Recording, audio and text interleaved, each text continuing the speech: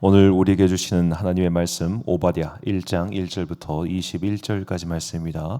구약성경 오바댜 1장 1절부터 21절까지 말씀. 이제 봉독하겠습니다. 하나님의 말씀 경청하십시오. 이것은 오바댜가 받은 계시이다. 주 하나님이 에돔을 두고 하신 말씀이다. 주님께서 여러 민족에게 천사를 보내시면서 너희는 일어나라 에돔을 쳐부수러 가자 하신 말씀을 우리가 들었다. 나는 여러 민족 가운데서 너를 가장 보잘것없이 만들겠다. 모든 사람이 너를 경멸할 것이다.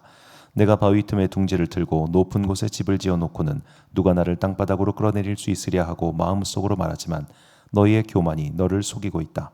내가 독수처럼 높은 곳에 보금자리를 꾸민다 하여도 내가 별들 사이에 둥지를 튼다 하여도 내가 너를 거기에서 끌어내리고야 말겠다.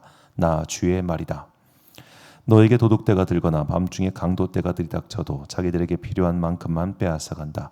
포도를 덜어가는 사람들이 들이닥쳐도 포도송이 얼마쯤은 남겨놓는다. 그런데 에서야 너는 어찌 그처럼 샅샅이 털렸느냐. 내가 깊이 숨겨둔 보물마저 다 빼앗기고 말았다.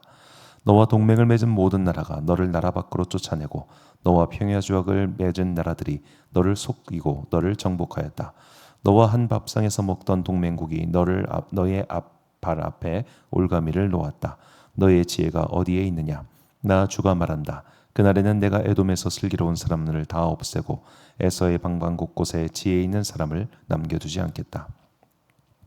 대만아, 너의 용사들이 기가 꺾이고 에서의 온 땅의 군인은 한 사람도 남지 않고 모두 다 칼에 쓰러질 것이다. 내 아우 야곱에게 저지른 그 폭행 때문에 내가 치욕을 당할 것이며 아주 망할 것이다. 내가 멀리 서서 구경만 하던 그날 이방인이 야곱의 재물을 늑탈하며 외적들이 그의 문들로 들어와서 제비를 뽑아 예루살렘을 나누어 가질 때에 너도 그들과 한패였다. 내 형제의 날 그가 재앙을 받던 날에 너는 방관하지 않았어야 했다. 유다 자손이 몰락하던 그날 너는 그들을 보면서 기뻐하지 않았어야 했다. 그가 고난받던 그날 너는 입을 크게 벌리고 웃지 않았어야 했다. 나의 백성이 패방하던 그날 너는 내 백성의 성문 안으로 들어가지 않았어야 했다. 나의 백성이 패방하던 그날 너만은 그 재앙을 보며 방관하지 않았어야 했다. 나의 백성이 패방하던 그날 너는 그 재산에 손을 대지 않았어야 했다. 도망가는 이들이 죽이려고 갈라지는 길목을 지키고 있지 않았어야 했다. 그가 고난받던 그날 너는 살아남은 사람들을 원수의 손에 넘겨주지 않았어야 했다. 내가 모든 민족을 심판할 주의 날이 다가온다. 내가 한 대로 당할 것이다. 내가 준 것을 내가 도로받을 것이다. 너희가 내 거룩한 산에서 쓴 잔을 다 마셨다. 그러나 이제 온 세계 모든 민족이 더욱더 쓴 잔을 마실 것이다. 마지막 한 방울까지 다 마시고 망하여 없어질 것이다. 그러나 더러는 시온산으로 피하고 시온산은 거룩한 곳이 될 것이다. 그때 야곱의 집은 다시 유산을 차지할 것이다. 야곱의 집은 불이 되고 요셉의 집은 불꽃이 될 것이다. 그러나 에서의 집은 건불이 될 것이니 그 불이 건불에 붙어 건불을 살을 것이다. 에서의 집안에서는 아무도 살아남지 못할 것이다. 나 주가 분명히 말한다. 네겝 지방에서 올라온 내 백성이 에서의 선악지대를 차지하고 평지에서 올라온 내 백성은 블레셋 땅을 차지할 것이다. 그들은 에브라임의 영토와 사마리아의 영토를 차지할 것이다. 베냐민은 길르앗을 차지할 것이다. 잡혀갔던 이스라엘 포로는 돌아와서 가나안 족속의 땅을 사르밧까지 차지하고 예루살렘에서 스바라스로 잡혀갔던 사람들은 남쪽 유다의 성읍들을 차지할 것이다. 구원자들이 시온산에서 올라와서 에서의 영토를 다스릴 것이다. 나라가 주의 것이 될 것이다. 아멘. 관계의 원한을 피하라라는 제목으로 하나님의 말씀 선포하겠습니다. 우리나라에서 자가용 모는 사람치고 한 번도 주차 시비가 안 붙은 사람은 없을 겁니다. 이제 요새 같은 경우는 이제 개인 정보 때문에 그 주차한 차량 앞에다가 자기 핸드폰 번호를 두지 않는 분들이 꽤 많습니다. 사연을 들어보니까 제가 아는 성도님 같은 경우도 이제 여성 성도님인데 그 차에 주차되어 있는 그 번호를 보고 전화해가지고 나랑 사귀자고 뭐 이런 일을 당하는 경우도 있다 보니까 여성분들 같은 경우는 그 차 앞쪽에다가 이제 번호를 안 두는 경우들이 꽤 많더라고요. 이게 뭐 법으로 교정된 것도 아니고, 그리고 이제 뭐 가게 앞에 주차를 하더라도 그게 사실은 불법 주차가 아니기 때문에 경찰에 신고한다고 해서 딱히 방법이 있는 것도 아닙니다. 여러 가지 주차 문제로 하여튼 우리는 찌그럭짜그럭하는 일들을 많이 겪게 되죠. 그런데 결국 주차 문제로 나랑 찌그럭짜그럭하는 사람들은 내 주변 바운더리에 사는 사람들입니다. 이제 우리 교회도 이제 옆에 식당들이 많고 하다 보니까 뭐 점심이나 저녁 때 이쪽에 주차하는 걸 뭘 어떻게 뭐라고 하겠어요. 그건 뭐 해야죠. 하는 건 좋은데 이분들 중에 가끔씩 토요일 밤에 주차해 놓고 차를 그냥 두고 일요일 저녁까지 계속 주차하시는 분들 계세요. 이제 월요일 출근할 때까지. 처음에는 그냥 그러려니 하고 했었는데 이제는 전화를 합니다. 차 빼달라고. 우리 성도들 돼야 되는데. 그런데 전부 다 보면은 그 스티커 붙여놓은 거 다 우리 아파트 사람들, 다 우리 아파트 사람들.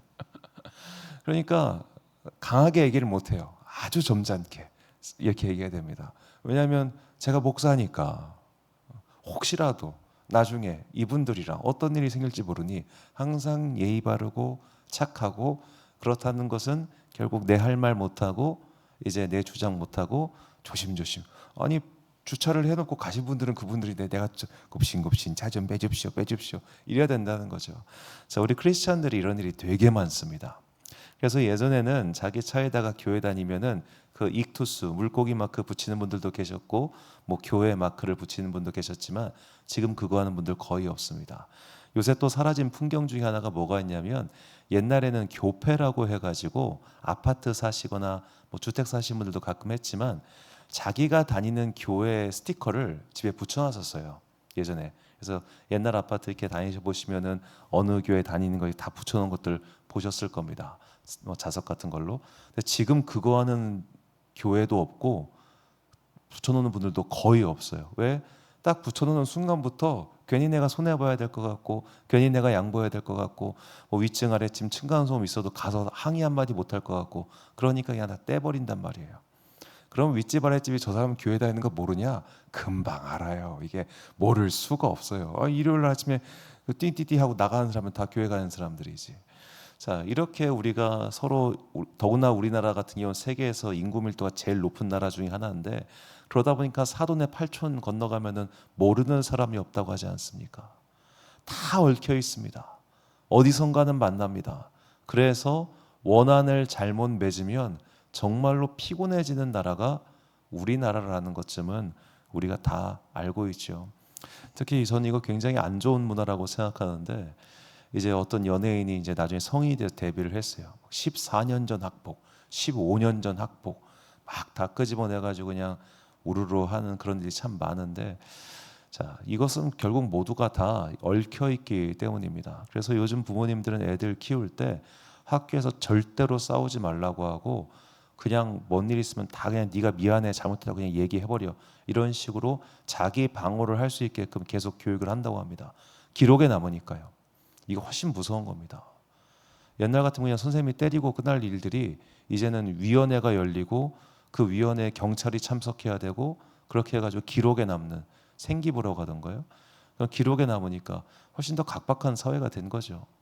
또 그렇단 말은 그만큼 사람들이 서로의 관계 속에 생긴 원한을 잊지 않고 오래오래 꾹꾹 기억하고 있다가 언젠가 그거 갖고 발목을 걸러 넘어뜨리려고 하는, 우리가 그런 시대 속에서 살고 있다는 겁니다. 자, 이스라엘과 에돔의 관계가 바로 이런 관계였습니다. 에돔은 유다 지파가 살고 있는 땅에 딱 붙어 있었던 민족입니다. 그리고 에돔의 조상은 에서죠. 그리고 이제 에서의 동생이 야곱이고, 그러니까 이스라엘과 에돔은 원래 크게 보자면 형제 민족이다, 이렇게 볼 수도 있을 겁니다.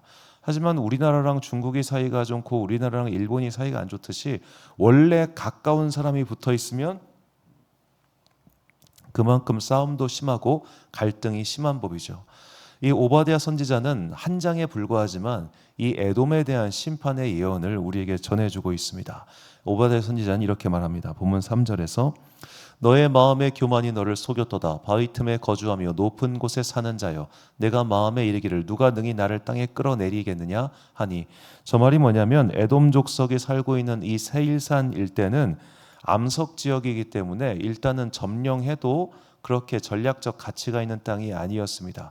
그리고 이 사람들이 페트라 유적, 이제 트랜스포머 영화 보시면 그 바위에다가 신전 세워놓고 한 그 페트라 유적이 있는데, 그 페트라 유적을 만든 사람들이 이 에돔의 후예들입니다. 그러니까 그렇게 바위 틈에 살면서 하다 보니까 남을 공격하기는 쉬운데 자기가 수비할 때는 굉장히 유리한 지형이었다는 거죠. 그리고 굳이 막 엄청 뭐 광산이 많이 나오고 자원이 많은 곳도 아니다 보니까 거대한 나라들이 거기까지 칠 일은 별로 없었습니다. 그러니까 에돔이라고 하는 곳은 그렇게 해가지고 약간 이스라엘과 공생관계, 나쁘게 말하면 기생관계에 있었던 거예요. 그래서 에돔이 강해지면 이스라엘이 피해를 입었고, 이스라엘이 강해지면 정말로 가가지고 에돔을 아주 그냥 우장창창 때려줬습니다. 자, 에돔 족속과의 악연의 시작은 민수기에 등장합니다. 이스라엘 민족이 출애굽을 하고 나서 이제 광야 2세대를 이끌고 모세가 에돔의 지역을 이제 건너가려고 할 때 먼저 익스큐즈를 해요. 편지를 보내가지고 여차여차 해가지고 당신 집 좀 이용 좀 할게. 고기만 내가 싹 할게. 그런데 혹시라도 뭐 파손되거나 아니면은 내가 다 배상해 줄게. 이렇게 익스큐즈를 했어요. 그런데 NO 한 거예요. 우리 집 마당에 못 들어와. 너 그냥 돌아가. 해가지고 이스라엘 민족이 삥 돌아갑니다. 자, 그리고 나서 이 일 때문에 이스라엘 사람들 마음이 상해요. 마음이 상해가지고 이미 아론은 죽었고 모세를 원망해가지고 그 불뱀의 심판이 임했던 게 바로 이 에돔 족속과 연결된 사건이었습니다. 자, 물론 이스라엘이 모세를 원망하고 했던 것은 잘못이지만 이 일을 유발시킨 어찌 보자면 배경이 된 에돔에 대한 마음이 기뻤겠습니까? 사람이 원래 자기 어려울 때 자기한테 섭섭하게 하는 사람 그거 못 잊어먹어요. 내가 건강하고 내가 괜찮고 내가 평안할 때 섭섭하게 해도 그거 금방 잊어버리는데, 내가 진짜 힘들 때, 내가 어려울 때 가까운 사이라고 생각했는데 섭섭하게 해. 그러면 이게 깊은 원한이 돼가지고 두고 봐라, 내가 잘 되기만 해봐라, 이런 마음이 생기잖아요. 이스라엘이 그런 마음이 생긴 겁니다. 자, 그래서 모세가 이렇게 유언을 남깁니다. 신명기 23장 7절을 보니까 너는 에돔 사람을 미워하지 말라. 그는 내 형제임이니라. 자, 모세가 이렇게 분명히 이야기를 합니다. 이건 또 하나님의 말씀이기도 하죠. 하지만 옆에 붙어 있으니까 안 싸울래야 안 싸울 수가 없었던 겁니다. 마치 우리나라랑 중국, 일본이 붙어 있으니까 여러 가지 일을 일으키는 것처럼, 뭐 요즘 이제 지금 현재는 이제 정전 상태입니다만 이란과 이스라엘이 계속 미사일 주고받고 싸우고 했잖아요. 이 중동 지역의 왜 싸우는가 이거 연구하려면은 되게 복잡한 이유가, 막 민족적인 갈등부터 시작해서 1차 세계대전 이전부터 시작해서 막 온갖 일들을 다 공부해야 됩니다. 이 안에 수많은 소수민족들, 나라의 역사들 막 얽히고 설킨 게 너무 많기 때문이죠. 그러니까 그 원한 관계가 깊고 복잡하잖아요. 이스라엘과 에돔이 딱 이랬던 거예요. 자, 이렇게 처음에는 그냥 서로 좀 기분 나쁘게 이렇게 째려보고 있다가 본격적으로 언제 치기 시작하느냐, 다윗이 힘이 세지자 그 요압을 보내가지고 6개월 동안 에돔의 진을 친 다음에 거기는 남자들을 학살하기 시작합니다. 다시는 못 기어오르게끔 아주 그냥 쑥대밭을 만들어놨어요. 자, 그때 도망쳤던 사람이 깊은 원한을 품고 있다가 솔로몬이 등극하고 이제 다윗이 죽으니까 오이한 요때다 해가지고 그때부터 막 밑에서 그 이스라엘을 공격하기 시작해요. 다닥닥닥닥닥. 얼마나 기분 나빠요. 그러니까 이스라엘이 강해지면 에돔은 깨갱하고 있고, 이스라엘이 약해지면 에돔은 아흥하고 달려들고, 이렇게 찌그락짜그락하고 싸운 세월이 500년입니다. 500년. 500년 동안 그렇게 찌그락짜그락하고 싸웠으니 드디어 이스라엘이 망했을 때 에돔 사람들이 얼마나 기뻤겠어요. 드디어 니들이 망했구나, 예! 하고 소리를 질렀던 겁니다. 그런데 그 모습을 본 이스라엘 사람들은 너무 서러운 거죠. 망한 데다가 소금 뿌렸어요. 그래, 너랑 나랑 평소에 사이가 안 좋을 수 있어. 그래도 우리가 이웃 사촌이고 서로 좋은 기억도 있고. 왜냐하면 이제 그 예를 들어 하나님의 언약궤가 오벳 에돔의 집으로 갑니다. 이 사람은 가드 사람으로 나오는데 오벳 에돔이란 말 자체가 에돔의 아들이란 뜻이에요. 그러니까 그리고 이제 에돔 사람들이 이스라엘 고위 관료를 진출한 사이도 많았고, 그때가 뭐 명확한 국경선이 있겠어요, 뭐 주민등록증이 있겠어요. 그러다 보니까 섞여 살았단 말이에요. 그런 가운데 좋은 기억도 있고 나쁜 기억도 있는데, 한마디로 말하면 이 에돔의 행위가 선을 넘어간 겁니다. 이웃으로서 좋은 일도 있고 나쁜 일도 있지만 서로 망했을 때, 야, 이 정도로 망했을 때 소금 뿌리고 욕하는 건 아니지, 이렇게 저주하는 건 아니지, 야 진짜 니네 선 넘었다 해가지고 이 이스라엘 사람들이 깊은 원한이 남았던 겁니다. 이게 기록에 많이 나와요. 그래서 시편 137편 7절을 보면 여호와여, 예루살렘이 멸망하던 날을 기억하시고 에돔 자손을 치소서. 그들의 말이 헐어버리라 헐어버리라, 그 기초까지 헐어버리라 하였나이다. 자, 에돔 자손의 말, 저것들 완전히 다 사라지게 해달라고, 사라지게 해달라고, 사라지게 해달라고. 너무너무 밉고 싫어가지고 다 사라져버려라. 그거를 이제 망하면서 듣고 있으니까 야, 니들도 진짜 내가 가만 안 둘 거야. 이런 깊은 원한들이 있었던 것이죠. 자, 이렇게 500년 넘은 기간 동안 일어난 일들을 칼로 무 자르듯이 이거는 네가 잘했고 이건 네가 잘못했어. 그러니까 이건 네가 사과해. 이게 될까요? 애 2명 키워도 그게 안 되잖아요. 이 둘이 막 구작작 싸우면은 야, 요거는 여기서부터 여기는 네가 잘못했고 여기서부터 여기는 네가 잘못했으니까 자, 네가 사과해. 자, 언니가 잘못했다고 그래. 동생이 미안하다고 해. 이게 돼요? 안 돼. 안 돼요. 사람 둘도 그게 안 되는데 민족과 민족이 500년 동안 일어난 일들을 누가 잘했고 누가 잘못했다 딱 되겠습니까? 자, 그렇게 안 되기 때문에 성경은 의외로 어떤 이야기를 많이 하느냐? 너의 이웃과 좋은 관계를 맺고 살라는 말을 참 많이 합니다. 잠언 25장 8절과 9절 말씀에 너는 서둘러 나가서 다투지 말라. 마침내 내가 이웃에게서 욕을 보게 될 때에 내가 어찌할 줄을 알지 못할까 두려우니라. 너는 이웃과 다투거든 변론만 하고 남의 은밀한 일은 누설하지 말라. 이 말이 뭐냐? 어떤 갈등할 수 있는 일이 생겼을 때 그냥 에이씨 하고 나가가지고 그냥 막 욕하고 싸우지 말라는 거예요. 왜? 이 일로 인해서 어떤 일이 벌어질지 모르기 때문이죠. 예를 들어 우리가 이제 아파트 사는 사람들 항상 층간소음 같은 문제, 주차 문제 이런 것 때문에 얼굴 붉힐 일이 가끔 생기잖아요. 그래서 얼굴 붉힐 일이 생겼어요. 그런데 그러고 나서 그 주일날 교회에서 만났어요. 그럼 얼마나 서로 뻘쭘해요. 그러니까 너무 급하게 서둘러 가지고 이 폭급한 마음에 그거 하지 말라. 그리고 변론만 하고 은밀한 일은 누설하지 말라. 저건 뭐냐면은 선을 넘어가지 말라는 얘기예요. 변론만. 그러니까 따져야 될 것만 이성적으로 딱딱 따지고 폭급하게 급하게 행동하지 말라. 잠언 기자가 이렇게 이야기를 하는 겁니다. 자, 왜 그렇게 이야기를 하는 그 근본적인 원인, 그 이유는 뭘까요? 우리가 이웃과의 관계에 있어서 사람과의 관계에 있어서 세게 말하지 않으면 내가 손해볼 것 같고 내 주장을 적극적으로 말하지 않으면 내가 양보하는 것 자체가 손해보는 거게 될 수도 있는데 우리가 왜 그렇게 해야 됩니까? 사도 바울이 말합니다. 로마서 12장 18절부터 19절까지 말씀에 할 수 있거든 너희로서는 모든 사람과 더불어 화목하라. 내 사랑하는 자들아 너희가 친히 원수를 갚지 말고 하나님의 진노하심에 맡기라. 기록되었을 때 원수 갚는 것이 내게 있으니 내가 갚으리라고 주께서 말씀하시느니라. 아멘. 자, 우리가 여기서 이제 중요한 게 사실 할 수 있거든요. 할 수 있거든.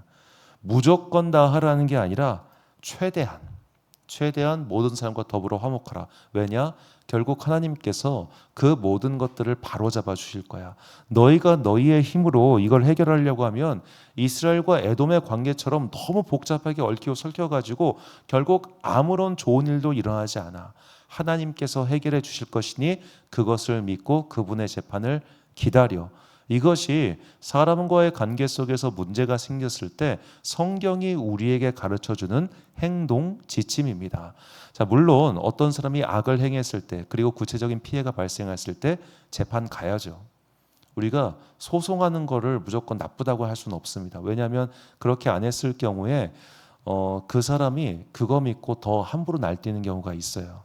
그렇게 방지하기 위해서라도, 그러니까 악이 번지는 걸 방지하기 위해서라도 때로는 소송이라는 제도가 도움이 되기도 하는데, 자, 여하튼 우리가 결국 하나님의 심판, 하나님께서 재판장이 되사 그와 나 사이의 모든 것들을 객관적으로 바르게 보신다는 것을 믿고 나는 나의 도리를 다하라는 겁니다. 나는 나의 도리를 다한다. 우리가 성도로서 어떻게 살아야 되는지 모르는 것 아무것도 없습니다. 단지 그때 그 순간 내 마음이 그것을 용납하지 못하고 그때 그 순간 내 마음이 훨씬 더 앞서 나갈 뿐이죠. 그러므로 사람과의 관계에 있어서 여러 가지 문제가 생겼을 때 가장 붙잡아야 되는 게 뭐냐? 내 마음이 그로 인해 상하지 않도록 붙잡아야 됩니다. 마음이 한 번 상하고 두 번 상하기 시작하면 그 다음부터는 나도 비뚤어져요. 사람 마음이라는 게. 그래서 하나님의 심판, 하나님의 바로잡으심을 믿고 나는 나의 자리에서 바로 서는 것, 이것이 성도가 평생 동안 간직하고 지켜야 할 믿음의 행동 원칙입니다. 그렇기 때문에 다윗은 우리에게 다음과 같이 권면합니다. 시편 15편 2절부터 5절까지 말씀을 좀 길지만 우리 함께 한 목소리로 봉독하겠습니다. 시작. 정직하게 행하며 공의를 실천하며 그의 마음에 진실을 말하며 그의 혀로 남을 허물하지 아니하고 그의 이웃에게 악을 행하지 아니하며 그의 이웃을 비방하지 아니하며 그의 눈은 망령된 자를 멸시하며 여호와를 두려워하는 자들을 존대하며 그의 마음에 서원한 것은 해로울지라도 변하지 아니하며 이자를 받으려고 돈을 구워주지 아니하며 뇌물을 받고 무죄한 자를 해하지 아니하는 자이니 이런 일을 행하는 자는 영원히 흔들리지 아니하리이다. 아멘. 사랑하는 지혜빛 광성교회 성도 여러분, 그리고 이 새벽 함께 깨우고 계신 귀한 주님의 자녀 여러분, 우리는 인간과의 관계 속에서 상처를 주기도 하고 받기도 합니다. 그런데 우리는 신기하게도 내가 준 건 잘 기억하지 못하고 내가 받은 것만 기억해요. 이스라엘의 말들을 보세요. 자기들이 에돔 족속 괴롭힌 건 하나도 나오지 않고 자기들이 맞은 것만 이야기하고 있지 않습니까? 자, 우리가 그래서 하나님의 바로 세우시는 심판만을 기대해야 합니다. 안 그러면 관계는 계속 꼬이고 더 나아가 나쁜 일이 벌어지게 될 것이기 때문이죠. 나는 나의 자리에서 바로 서 있으면 됩니다.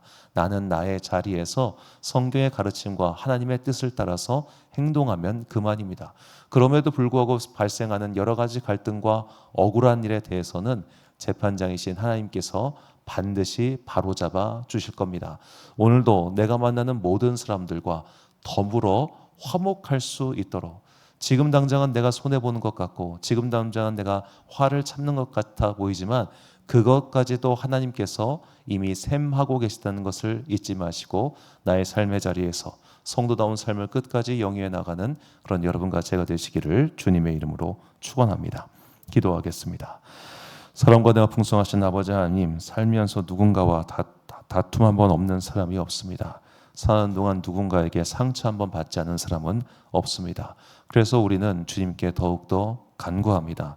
주님, 나의 억울한 마음을 신원하여 주시고 주님께서 재판장이 되어 주사 나의 이 비통한 마음을 이해하여 주옵소서. 하나님께서 재판장이 되어 주사 이 얽히고 설킨 관계 속에 생겨났던 많은 문제들을 반드시 해결해 주실 것을 믿습니다. 우리의 억울함을 풀어주시고 또한 내가 누군가를 억울하게 했고 내가 누군가에게 상처를 주었으며 내가 누군가에게 분노를 유발하는 자였다면 주여 나의 허물을 용서하여 주시고 나로 하여금 나의 잘못을 깨닫게 하여 주사 그에게 다가가 용서를 구하는 진정한 성도 되게 하여 주옵소서. 오늘도 만나는 모든 사람들과 더불어 화목할 수 있도록 내 안에 성령의 기름을 부어 주옵소서. 내 영혼밭이 메말라 있고 내 마음밭이 쩍쩍 갈라져 있는데 어떻게 내 입에서 좋은 말이 나가겠으며 내 눈빛에서 선한 눈빛이 나오겠습니까? 그 모든 것들은 결국 내 안에 성령님의 생수의 강이 부족하기 때문이오니 먼저 내 안에 그리스도의 사랑으로 하나님의 은혜로 가득 채워주사 나를 통하여 온갖 좋은 것들이 이 땅 가운데 흘러가게 하여 주옵소서.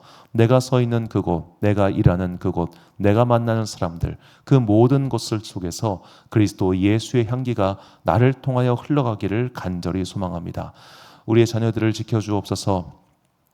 이 땅의 어지러운 상황 속에서 여러 가지 위험이 있는 곳에서 우리의 자녀들과 함께하고 있는 우리 가족들 다 지켜주셔서 주님과 함께 믿음 생활하는 그 기간 동안 주님께서 의의 우산으로 우리를 덮어주사 이 땅의 모든 것들이 조금도 해하지 못하도록 그들 가운데 함께하여 주옵소서.